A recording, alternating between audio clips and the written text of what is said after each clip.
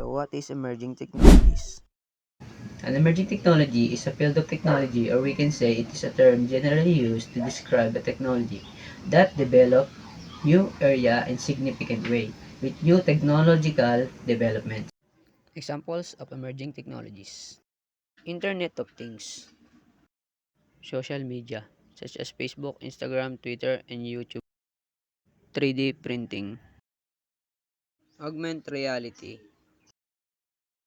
Virtual reality. Brain computer interface or BCI. 5G. Blockchain technology. Cloud computing.